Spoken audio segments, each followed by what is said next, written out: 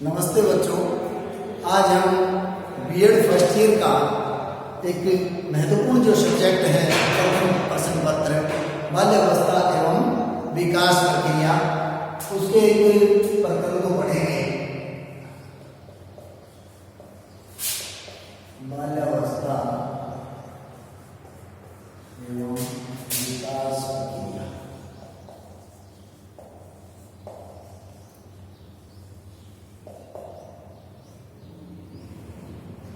और इसमें हमारा जो टॉपिक है वो रहेगा व्यक्तिगत भिन्नता।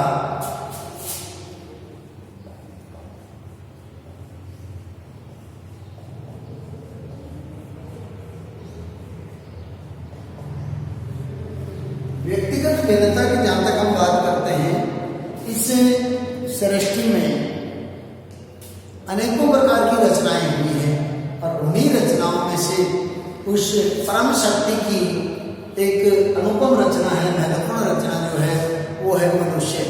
ईश्वर की सर्वश्रेष्ठ करती है अपने आप में, और मनुष्य जब इस प्रकृति में अपना वजूद जो बनाए हुए है उसमें विभिन्न प्रकार के जो व्यक्ति हैं वो अलग अलग तरीके से रहते हैं।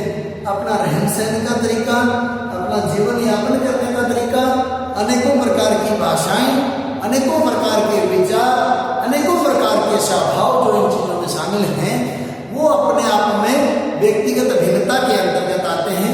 व्यक्तिगत भिन्नता कहलाती है, जिसकी हम बात करें सीधे शब्दों में, किसी भी व्यक्ति के शारीरिक संरचना की बात करें तो किसी का भी लंबा कद हो सकता है, किसी का ढीगना कद हो सकता है, किसी का शरीर बहुत ज्यादा बलिष्ठ हो, किसी का दुबला पतला हो। तो अनेकों प्रकार की जो शारीरिक बनावट है, शारीरिक स्वास्थ्य, और उसके साथ साथ हम दूसरे रूप में बात करते हैं व्यक्तिगत भिन्नता में मानसिक स्वास्थ्य। तो जिस व्यक्ति का जो शारीरिक स्वास्थ्य है, जरूरी नहीं किसी की दूसरे व्यक्ति का उसी प्रकार का स्वास्थ्य हो, उसी प्रकार की शारीरिक संरचना हो, ऐसी ही बनावट हो। और इस प्रकृति में विभिन्न प्रकार के मनुष्यों को, सभी व्यक्तियों को अलग अलग सांचों में ढाला है, अपने आप में अनुपम है, अद्वितीय है। और उसमें हम बात करते हैं कि व्यक्तिगत भिन्नता है क्या। यानी सभी व्यक्ति जो हैं वो अपने आप में विशिष्ट होते हैं। कोई भी दो या दो से अधिक व्यक्ति जो कि एक जैसे नहीं होते हैं, अलग अलग स्वरूपों में होते हैं, तो वो अपने आप में व्यक्तिगत भिन्नता कहलाती है। विभिन्न विद्वानों ने इसे अपने अपने तरीके से परिभाषित करने का प्रयास किया है। तो इसमें जेम्स ड्रेवर बताते हैं कि कोई भी दो व्यक्ति, उनका परस्पर एक समान न होना व्यक्तिगत भिन्नता है। यानी कोई भी दो या दो से अधिक व्यक्ति,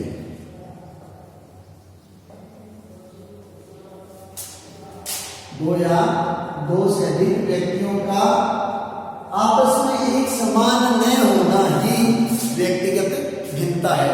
और व्यक्तिगत भिन्नता से हमारा अभिप्राय यह है, सरल शब्दों में हम बात करें कि किसी भी समूह के सदस्यों में सामान्यतः पाई जाने वाली शारीरिक और मानसिक जो विशेषताएं अलग अलग होती हैं वो व्यक्तिगत भिन्नता के रूप में जानी जाती है।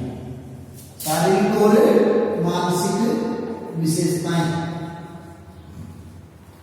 कोई भी समूह है, उस समूह के विभिन्न व्यक्तियों में अपने आप में सामान्य रूप से अनेकों प्रकार की विशेषताएं पाई जाती हैं, और उन्हीं विशेषताओं में से शारीरिक रूप से या फिर मानसिक रूप से जो अंतर पाया जाता है वो व्यक्तिगत भिन्नता के रूप में जाना जाता है। ये जो डेफिनेशन दी है वो जेम्स ड्रेवर ने दी है, जेम्स ड्रेवर के अनुसार। अब एक मनोवैज्ञानिक और हुए हैं टाइलर महोदय, उन्होंने क्या बताया है कि टाइलर क्या लिखते हैं। टाइलर महोदय ने कहा है कि शरीर, आकार, संरचना, बुद्धि और ज्ञान, रुचि, अभिवृद्धि तथा व्यक्तित्व के लक्षणों में मापी जाने वाली विभिन्नताओं को ही व्यक्तिगत भिन्नता कहते हैं। इन्होंने बताया कि शरीर के आकार, शरीर आकार, संरचना, बुद्धि, रुचि, व्यक्तित्व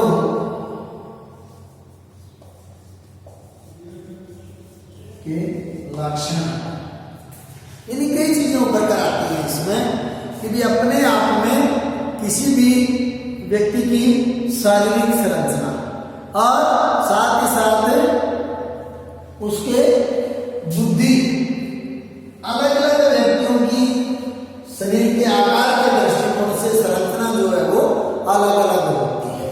सभी व्यक्ति अपने आप में विशिष्ट होते हैं, एक जैसे नहीं पाए जाते हैं। किसी का कद लंबा हो सकता है, किसी का कद चिकना हो सकता है, किसी का शरीर भारी भरकम हो सकता है, किसी का दुबला पतला हो सकता है। इस प्रकार से अनेकों प्रकार के जो शारीरिक जो लक्षण हैं वो पाए जाते हैं विभिन्न व्यक्तियों में।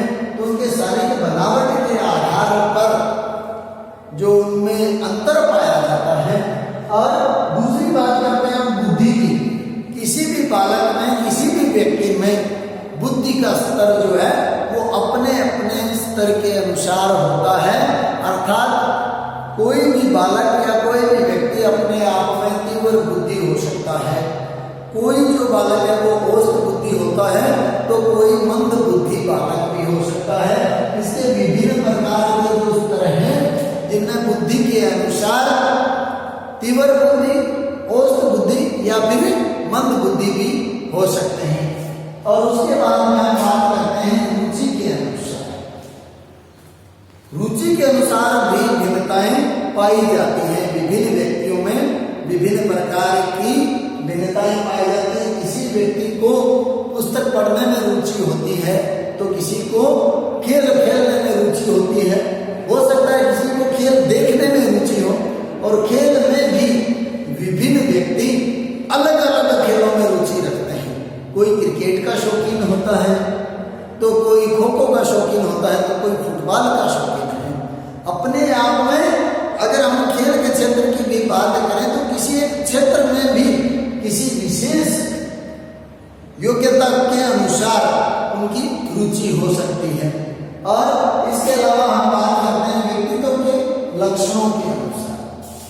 व्यक्तित्व जो अपने आप में बहुत बड़ा क्षेत्र है, बहुत सी विशेषताओं को अपने में समाहित किए हुए हैं। किसी भी व्यक्ति का उस व्यक्तित्व की अगर हम बात करें तो व्यक्तित्व जो है वो अंग्रेजी में हम इसे पर्सनैलिटी के रूप में जानते हैं, जो कि एक शब्द पर्सोना से बना हुआ शब्द है। और पर्सोना का जो शाब्दिक अर्थ अपने आप में होता है मुखौटा या नकाब। नकाब के दृष्टिकोण से यानी वो एक जो चेहरा है, जिस प्रकार का मुखौटा पहना उसी प्रकार से व्यक्ति दिखता है। जैसा कि हम लोगों ने बहरूपिये को देखा है, बहरूपिया जिस प्रकार का मुखौटा पहन लेता है उसी स्वरूप में हमारे सामने आता है, हम उसके उसी स्वरूप को जान पाते हैं। हालांकि व्यक्तित्व के जो अनेकों प्रकार हैं, बाह्य स्वरूप भी है और आंतरिक स्वरूप भी है, उनके बारे में हम कभी आगे की कक्षा में चर्चा करेंगे। तो व्यक्तित्व के जो लक्षण हैं उन लक्षणों के आधार पर भी सभी व्यक्तियों में भिन्नता पाई जाती है। सभी जो व्यक्ति हैं वो एक जैसे नहीं होते हैं। उनमें महत्वपूर्ण बात यह है कि शरीर के आकार के अनुसार, शारीरिक संरचना के अनुसार, बुद्धि के अनुसार, रुचि के अनुसार या फिर व्यक्तित्व के लक्षणों के आधार पर जो भिन्नता पाई जाती है वह अपने आप में व्यक्तिगत भिन्नता कहलाती है। आया समझ में? अब हम इससे आगे का जो टॉपिक है उस पर बात करेंगे कि व्यक्तिगत भिन्नता के प्रकार कौन कौन से हैं। व्यक्तिगत भिन्नता के प्रकार।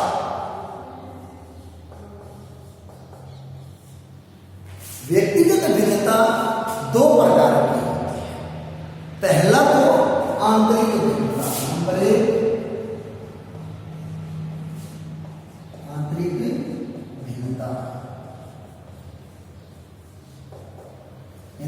प्रकार के दृष्टिकोण से पहला जो स्वरूप है वो आंतरिक भिन्नता और दूसरा है वो है बाह्य भिन्नता।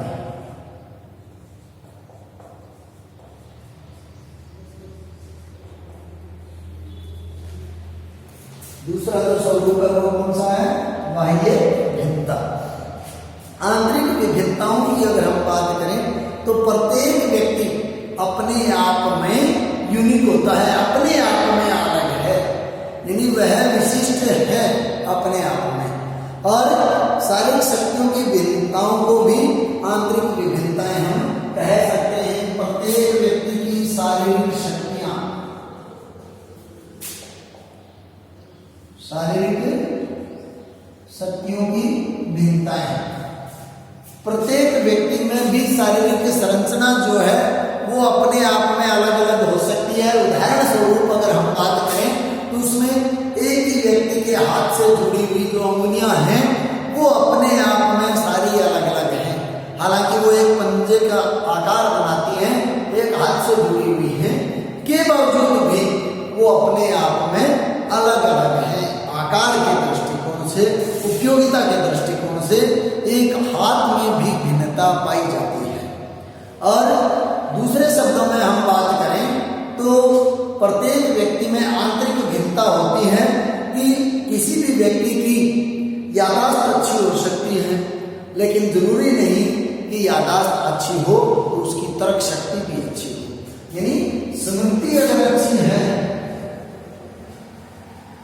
स्मृति अच्छी है तो जरूरी नहीं कि उसकी तर्क शक्ति है वो भी अच्छी हो सकता है कि एक व्यक्ति या कोई एक बालक जिसकी याददाश्त अच्छी है, स्मृति अच्छी है, लेकिन विभिन्न प्रकार के तर्क वितर्क करने की बात जब आती है तो वह अपनी स्मृति का सदुपयोग नहीं कर पाता। सबसे बड़ी बात उसके लिए होती है कि वो अपने आप में भिन्नता लिए हुए है, वो तर्क शक्ति का प्रयोग नहीं कर पा रहा है अच्छे से।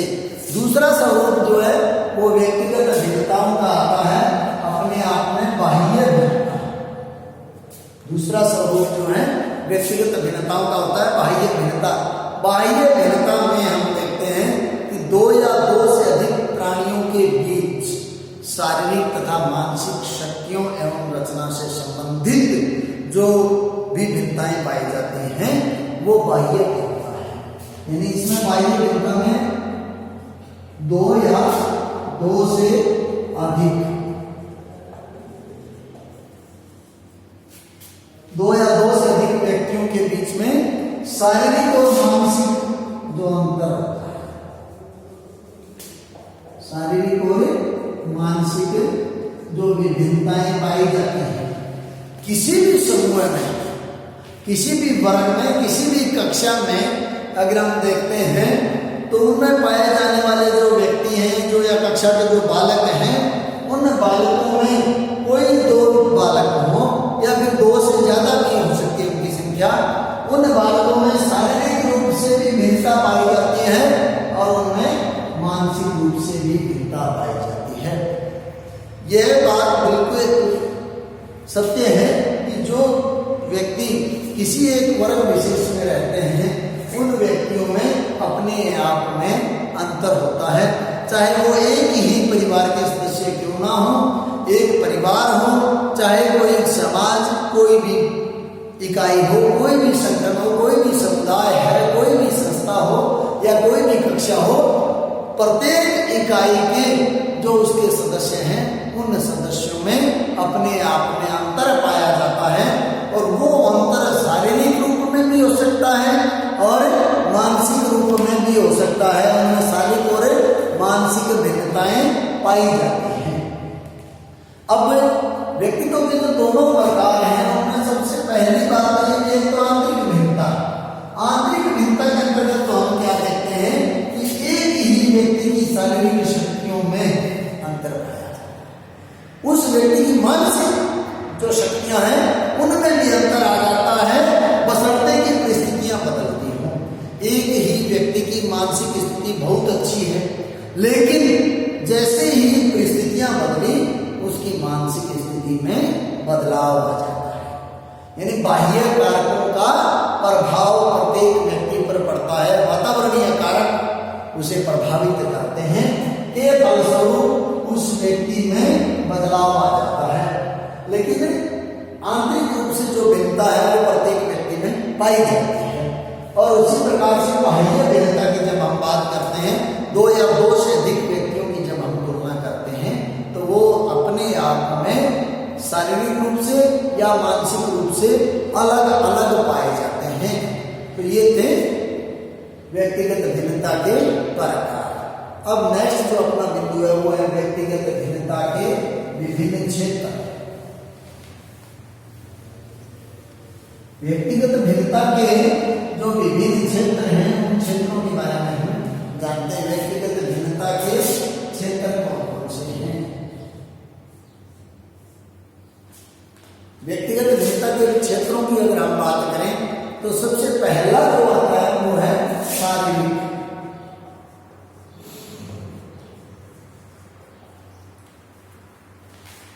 किसी भी संस्था के, किसी भी समूह के या फिर किसी भी परिवार के जो व्यक्ति हैं उनकी व्यक्तिगत भिन्नताओं को अगर मापना होता है, हमें देखना होता है, तो उनकी शारीरिक संरचना का हम अवलोकन करते हैं। और उस अवलोकन के पश्चात हम पाते हैं कि सभी जो व्यक्ति हैं वो अपनी शारीरिक संरचना में अलग अलग है।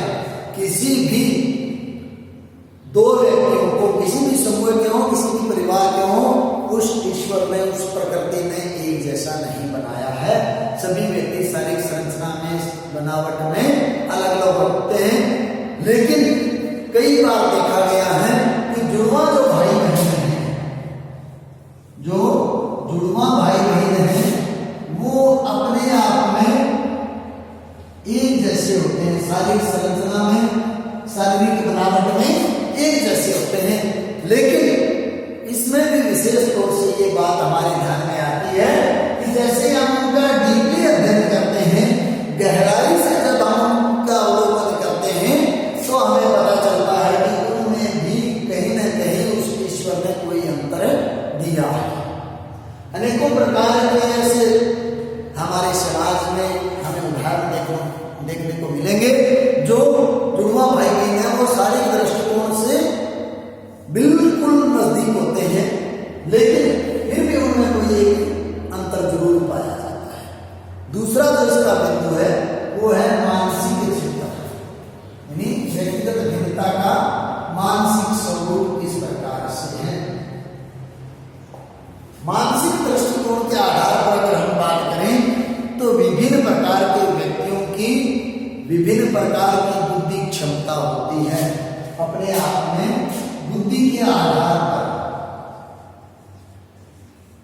जो व्यक्ति हैं वो अलग अलग व्यवहार करते हैं, अलग अलग तरीके के होते हैं।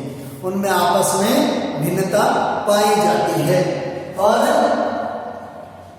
कोई भी व्यक्ति है या कोई भी बालक है वो तीव्र बुद्धि का हो सकता है, जैसा कि हमने पहले भी चर्चा की है। तीव्र बुद्धि भी हो सकता है, सामान्य बुद्धि भी हो सकता है, जिसे हम औसत दर्जे की बुद्धि के रूप में जान सकते हैं। और तीसरा स्वरूप है मंद बुद्धि भी हो सकता है। एक ही कक्षा के विभिन्न बालकों में बुद्धि का स्तर अलग अलग पाया जाता है। और बुद्धि का मापन करने के लिए हम विभिन्न प्रकार के बुद्धि परीक्षणों का सहारा लेते हैं। विभिन्न प्रकार के बुद्धि परीक्षण बनाए गए हैं, तैयार किए गए हैं मनोवैज्ञानिकों द्वारा। सबसे पहले जो है बुद्धि परीक्षण है वो 1905 में बिने द्वारा प्रस्तुत किया गया था। और उसके पश्चात अनेकों प्रकार के साइकोलॉजिकल टेस्ट बने हैं जो कि अपने आप में बुद्धि का परिचय देते हैं। तो बुद्धि परीक्षणों से भी हम अपनी कक्षा के या किसी भी समूह के विभिन्न व्यक्तियों की बुद्धिगत क्षमता का आकलन कर सकते हैं। अपने आप में महत्वपूर्ण बात है कि व्यक्तिगत भिन्नता का एक विशेष जो क्षेत्र है वो मानसिक क्षेत्र होता है। मानसिक स्थितियों के अनुसार हम उनमें विभिन्न प्रकार के व्यवहारों का अध्ययन कर सकते हैं। उसके बाद में नेक्स्ट बिंदु अपना आता है स्वभावगत।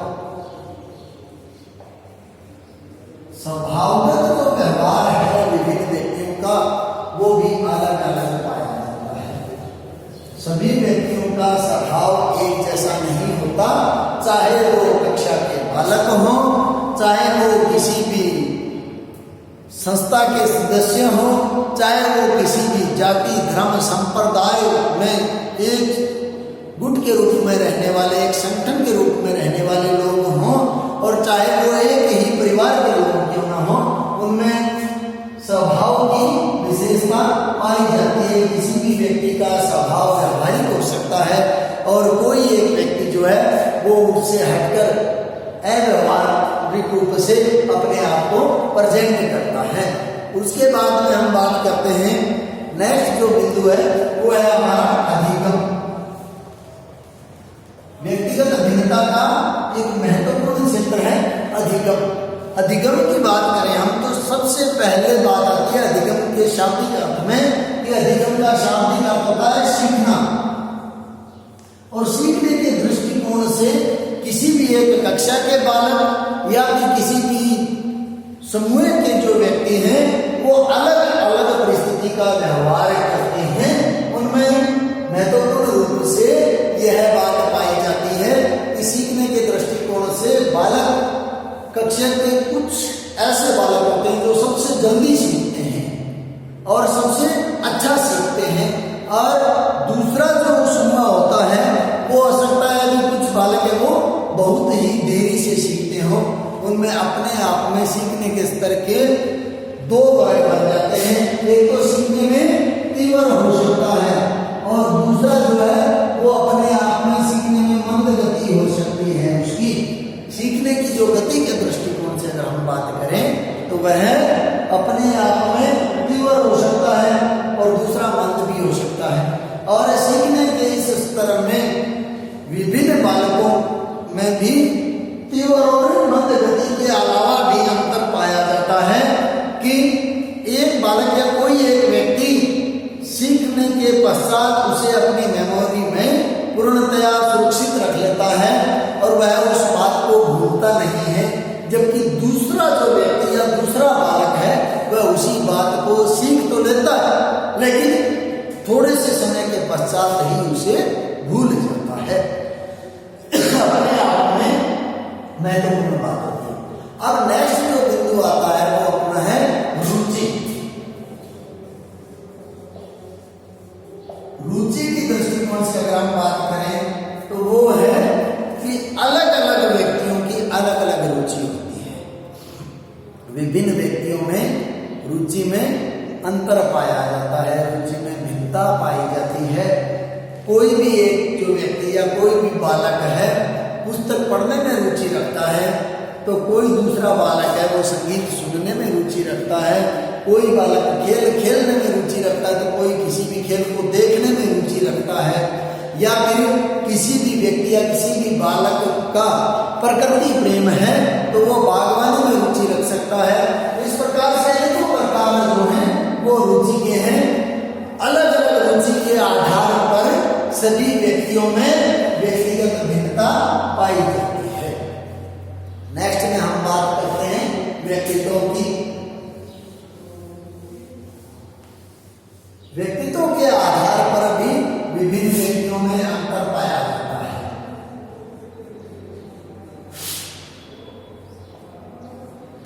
व्यक्तित्व जैसा कि हम पहले चर्चा कर चुके हैं अपने आप में पर्सनैलिटी है। सभी व्यक्तियों की एक जैसी पर्सनैलिटी नहीं होती। अपने आप में बात करने का तरीका एक व्यक्ति का अलग है तो दूसरे का अपने आप में ही अलग ही तरीका होता है। और किसी का बोलने का लहजा है, अपना खुद का लहजा है। हो सकता है किसी भी व्यक्ति को बोलते वक्त दूसरे जो व्यक्ति या फिर कोई दूसरा बालक इस बात की कल्पना करे कि काश मैं इनकी तरह बोल पाऊं, वो अपने आप में उनकी कॉपी करने का प्रयास करता है। वो उसके व्यक्तित्व का एक महत्वपूर्ण भाग है, उसके व्यक्तित्व की अमिट छाप है। वो तो अलग अलग व्यक्तियों का अलग अलग व्यक्तित्व होता है, चाहे उनका वेशभूषा के अनुसार आकर्षण हो, चाहे उनका बोलने के तरीके के अनुसार हो, चाहे उनके व्यवहार की हम बात करें, अलग अलग तरीके का व्यक्तित्व होता है। उन विभिन्न व्यक्तियों का जो व्यक्तित्व है उनके व्यवहार में भिन्नता पाई जाती है। व्यवहार के आधार पर भिन्नता होती है।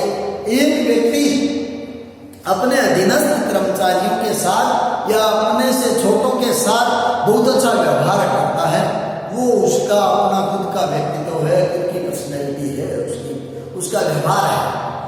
एक उसी के समकक्ष पद का व्यक्ति अपने से अधीनस्थ लोगों के साथ बुरा व्यवहार करता है, वो उसकी खुद की पर्सनैलिटी है। इस प्रकार से किसी भी व्यक्ति का जो व्यवहार है वो उसके व्यक्तित्व में परिलक्षित होता है। बहुत अच्छा व्यवहार करना या फिर बहुत बुरा व्यवहार करना उसके व्यक्तित्व पर निर्भर करता है, किस प्रकार का व्यवहार करता है, किस प्रकार से सामने वाले को प्रभावित करता है। प्रत्येक व्यक्ति का बात करने का तरीका, उसका बोलने का लहजा, उसकी वेशभूषा, उसका व्यवहार, उसका रहन सहन का स्तर आदि जो चीजें हैं वो हर व्यक्ति को अपनी तरफ आकर्षित करती हैं। उसके अपने अपने व्यक्तित्व के अपने अपने सिद्धांत होते हैं, अपनी अपनी विशेषताएं होती हैं। तो व्यक्तिगत जो व्यवहार है वो किन्हीं दो व्यक्तियों में या फिर दो से अधिक व्यक्तियों में भी व्यक्तिगत व्यवहार भिन्नता लिए हुए होता है। व्यक्तिगत व्यवहार में भिन्नता पाई जाती है। और उसके बाद में हम बात करते हैं नेक्स्ट जो बिंदु है हमारा, वो है वैचारिक